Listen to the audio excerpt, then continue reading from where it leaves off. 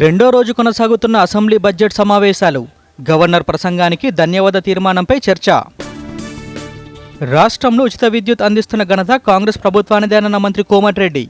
మాజీ సీఎం కేసీఆర్ లక్ష వాగ్దానాలు చేసినా అధికారంలోకి రాలేకపోయారని ఆరోపణ.